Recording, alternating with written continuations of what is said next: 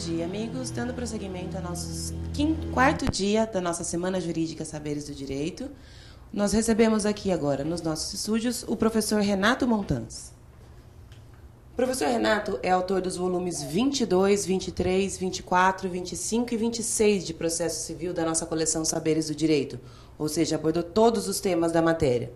O professor é mestre em Direito Processual Civil pela PUC, é professor da Rede LFG, coordenador também na Rede LFG da pós-graduação e vai tratar hoje sobre um tema muito interessante. Vai falar das últimas reformas do Código de Processo Civil, deixando um questionamento. Será que nós precisamos de um novo código? Professor, muito bem-vindo. Fique à vontade. Muito bom dia a todos, bom dia meus amigos. E é um prazer e uma honra estar aqui com vocês hoje, especialmente para falar de um tema que efetivamente ocupa a preocupação de quase todos os operadores do direito, especialmente aqueles que trabalham de maneira direta ou indireta com o plano processual, que é entender se nós precisamos de um novo código.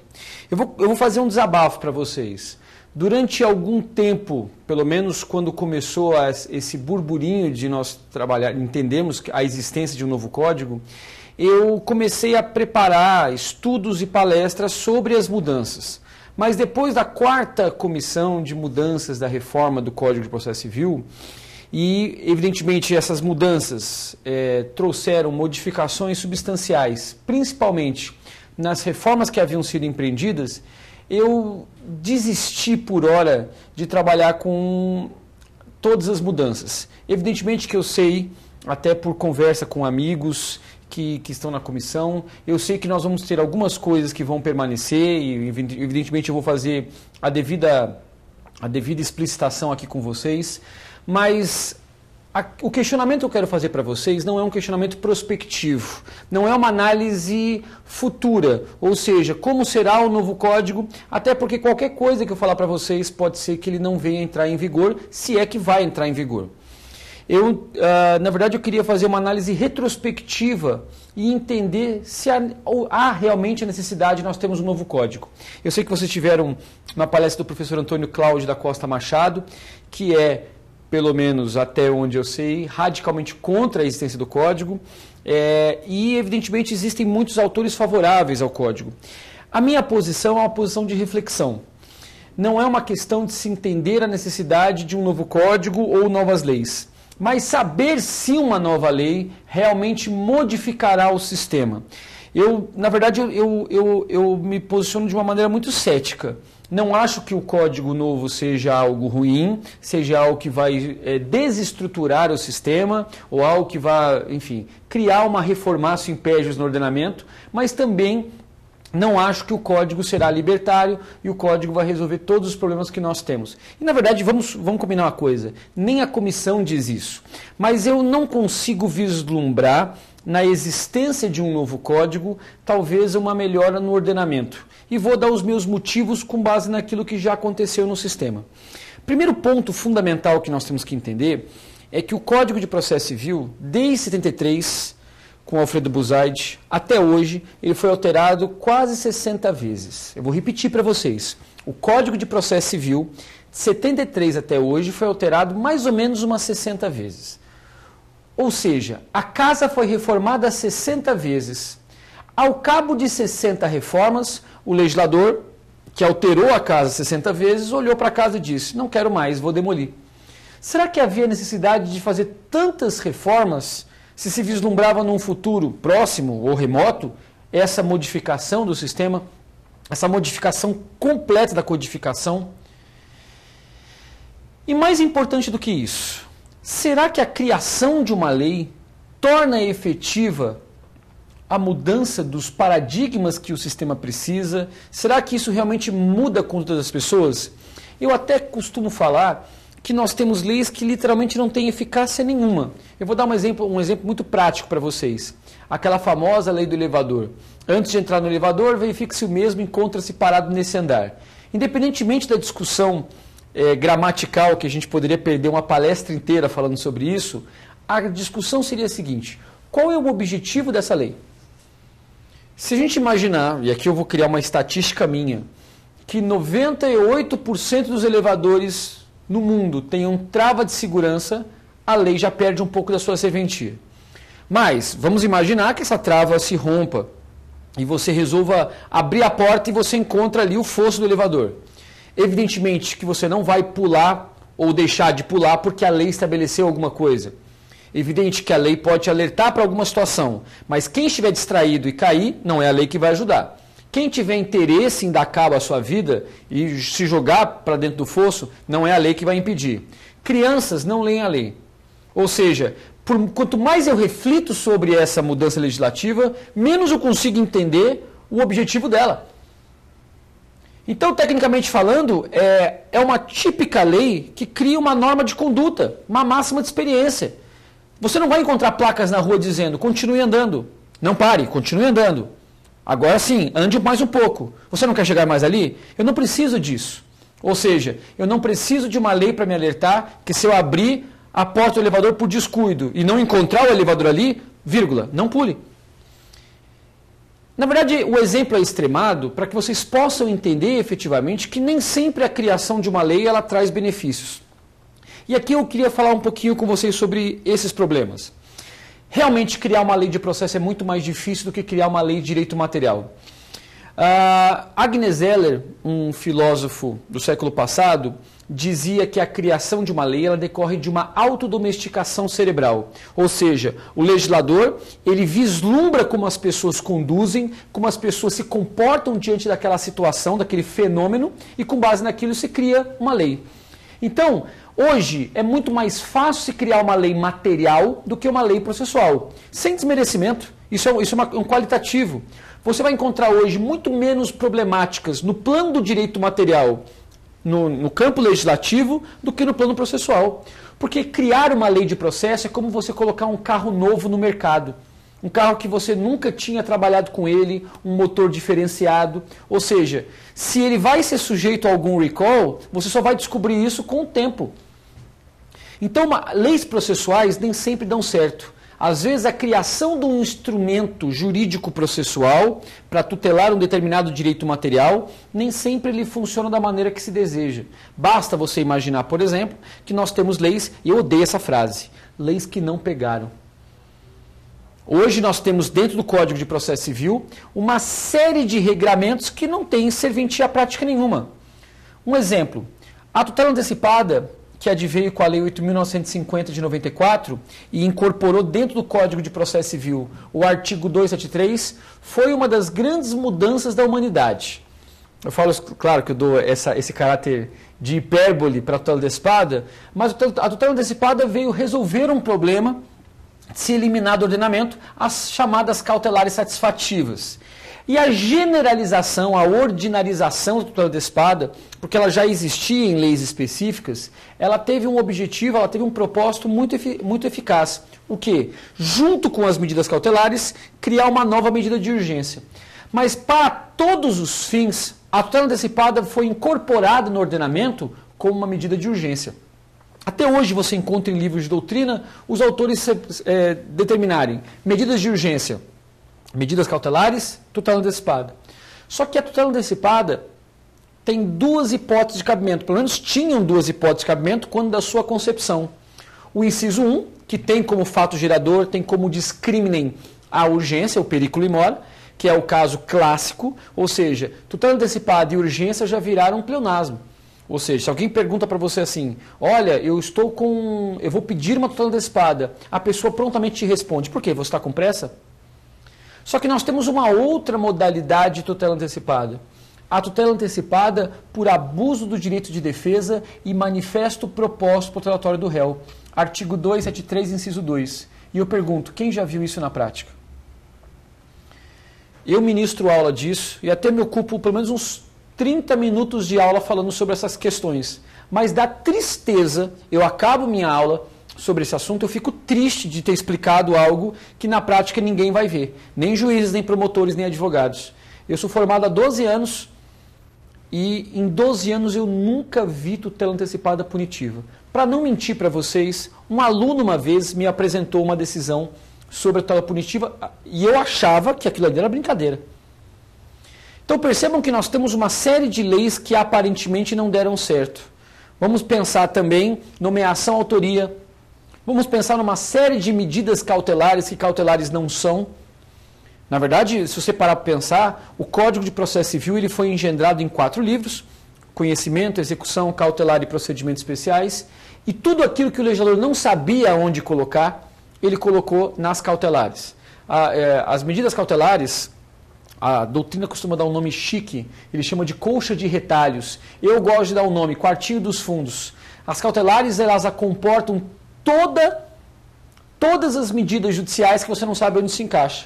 E se você parar para pensar, das 14 medidas cautelares que nós temos no ordenamento, as cautelares típicas, do artigo 813 ao 888, somente 6 são de fato cautelares. As outras são tudo que você puder imaginar, menos medida cautelar. Aí nós temos medidas extrajudiciais, interpelação, notificação. Então, na verdade, a desculpa de dizer que o código hoje é assistemático, ele já o era desde sempre. Não é essa situação que vai trazer um novo código para nós. Nós temos uma outra situação processual que é a monitória, que aparentemente vai sair com o novo Código de Processo Civil, e a monitória foi um jovem rebelde. Ele teve uma existência mundana muito curta, porque a monitória ela começou em 95, ela veio em 95 para o ordenamento brasileiro, com base na monitória italiana. Nós temos 2 modalidades de monitória: a monitória pura, que é a alemã, que não exige documento, e a monitória documental do sistema italiano. Só que na Itália, a monitória é regulamentada por mais de 40 artigos. E quando nós trouxemos a monitória para o Brasil, alguns artigos caíram no Oceano Atlântico. Hoje, a monitória, que deveria talvez até ter um trato de livro dentro do sistema brasileiro, ela está regulamentada por 3 artigos: 1102A, B e C. A chance dela dar certo é muito pequena. Advogados não usam. Nós temos hoje grandes tratadistas que escrevem sobre monitória, mas é muito pouco para que se incuta dentro da mente dos operadores do direito a existência dela. Então, a monitória, estatisticamente, é um processo irrelevante dentro do nosso ordenamento. Mais do que isso, é a dificuldade que nós temos de entender que instrumentos processuais vão dar certo ou não vão dar certo, não porque a doutrina entende que aquilo tem raízes pandecistas ou do direito romano. Eu não gosto de usar esses argumentos que alguns autores usam, que o Instituto está há 200 anos, 2000 anos no código ou na ciência do direito e agora ele será subtraído. Isso não é desculpa para se retirar ou manter um instituto para dentro do ordenamento. Por exemplo, os embargos infringentes, que pela doutrina é o recurso mais odiado, consistem no recurso mais odiado do ordenamento. Não há ninguém que defenda a existência dos embargos infringentes. Só que eles utilizam uma técnica diferenciada para deflagrar o seu ódio. Porque ao invés do legislador retirar os embargos infringentes do Código de Processo Civil, porque entende se tratar de um recurso de pouca ou nenhuma utilidade prática, eles vão tratando os embargos infringentes como uma visita indesejada. Quando você tem uma visita indesejada na sua casa, você não arranca a pessoa para fora dela. A não ser que você tenha liberdade com ela, uma sogra, por exemplo, enfim. Mas o que você faz numa situação dessa? Você vai levando a pessoa para a porta. Aos poucos você vai levando ela para fora. E é o que acontece com os embargos infringentes. Cada reforma legislativa que vem se empreendendo, os embargos infringentes cabem para menos coisa. Ou seja, o CPC vem criando instrumentos para que a aplicabilidade dos embargos infringentes seja ínfima. E uma vez todos criticando os embargos infringentes com muita propriedade, o maior processualista brasileiro, José Carlos Barbosa Moreira, escreveu um texto dizendo o seguinte: por que tanto ódio aos embargos infringentes? Qual que é o argumento jurídico que se dá para subtrair os embargos infringentes do ordenamento? Por que não se faz um esquema diferente? Ou seja, faça um estudo estatístico e verifique se os embargos vêm ou não modificando as decisões. Porque se ele tiver operacionalidade prática, não há se falar em retirar os embargos infringentes. Agora, não mudam nada? Vamos retirar os embargos do ordenamento. E o CNJ resolveu fazer um estudo. E se descobriram 2 situações. Primeiro, os embargos infringentes dentro do ordenamento jurídico, eles compõem 1% de todos os recursos brasileiros. Então essa indulgência, essa desculpa que a doutrina dá, dizendo que os embargos infringentes são um câncer, eles prejudicam o ordenamento, sem eles o processo vai andar mais rápido, não funciona. Segundo argumento, nesse microsistema de 1%, metade dos embargos infringentes processados pelo tribunal são dado provimento. Ou seja, os embargos têm alguma serventia no ordenamento. E eu tenho que admitir, eu mudei meu posicionamento. Eu era um dos que jogavam pedra nos embargos infringentes e hoje eu os defendo. Então, para que a gente possa entender se um ordenamento precisa ou não daquele instituto jurídico, antes de se fazer qualquer discussão sobre a existência dele no ordenamento, e realmente os embargos infringentes só existem no Brasil. Nenhum ordenamento jurídico tem mais os embargos infringentes. Nem Itália, nem Alemanha, nem França, nem Portugal. Só é que nem duplicata, só tem aqui no Brasil. Então, independentemente de se discutir se só existe no Brasil o instituto, é verificar se ele realmente tem serventia operacional. Então, esse ponto é muito importante. Então, tirando essa questão, é fundamental que nós visualizemos que dentro desse sistema, dentro dessa operacionalidade jurídica, nós tenhamos que pensar no ordenamento de uma forma diferente. E é isso que eu quero propor para vocês. Nós temos também um problema grave no sistema, que é um problema de competência legiferativa. Nem sempre o Código Civil e o CPC, que deveriam andar par e passo, deveriam andar de maneira linear, para que um possa ajudar ao outro, nem sempre eles se comunicam. Hoje, no ordenamento brasileiro, nós temos que imaginar o processo de duas formas. Eu falo que a gente está numa quarta fase do processo civil.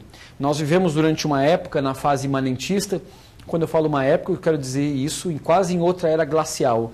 Tá? Então, nós vivíamos numa época em que o Código Civil e o Código de Processo Civil, eles eram tratados como uma coisa só, a teoria civilista, a teoria imanentista, desenvolvida, dentre outros autores, por Savigny.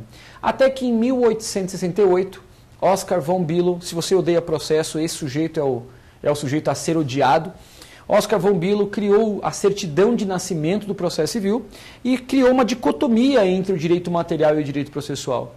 E essa dicotomia que o Oscar von Billow estabeleceu criou as teorias autonomistas do processo. Teoria concreta, abstrata e aí mais à frente eclética e assercionista.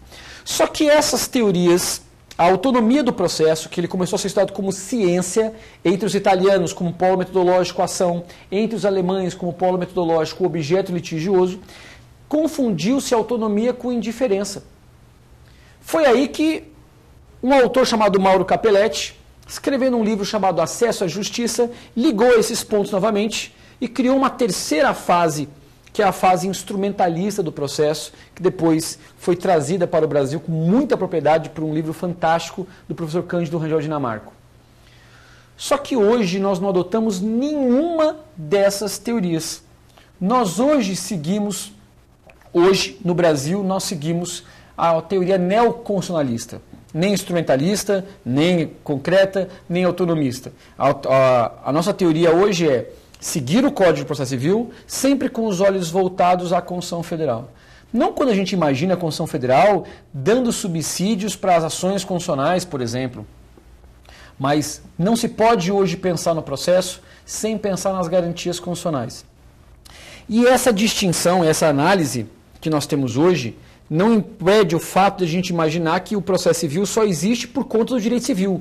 Assim como o direito civil só pode ter vigência prática havendo processo. Porque o direito material sem a sua correspondente possibilidade de tutela é um direito material sem sentido. Porque você vai sempre depender do cumprimento espontâneo das partes. Agora, quando a gente pensa em processo sem direito material, você vai criar um sistema oco. E nem sempre o processo de direito material trabalha muito bem. Vou dar um exemplo para vocês. O Código de Processo Civil regulamentou prescrição. Prescrição é matéria de direito material. E quando o Código de Processo Civil regulamentou prescrição, dizendo que a prescrição pode ser conhecida de ofício, artigo 219, parágrafo 5º, nós criamos um problema. Porque o Código Civil, no artigo 191, estabelece que a prescrição pode ser renunciada expressa ou tacitamente. Ou seja, como é que a prescrição pode ser conhecida de ofício se o réu pode renunciar à prescrição? É claro que alguns de vocês vão me perguntar, e nesses casos específicos, quem é que vai abrir mão da prescrição? Vou dar um exemplo para vocês.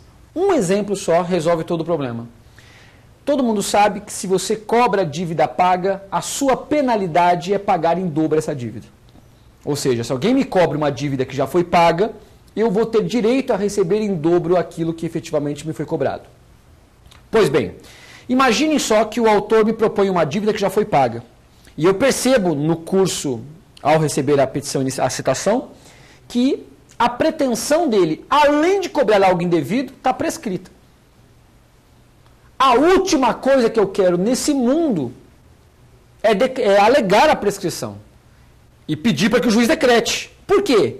Porque eu quero que haja uma sentença de improcedência, para que eu possa receber em dobro. Ou seja, você pode abrir mão da prescrição. O Código Civil retribuiu a gentileza. E o Código Civil estabeleceu que, havendo normas de direito processual no plano material, eu posso regulamentá-las. Provas, por exemplo.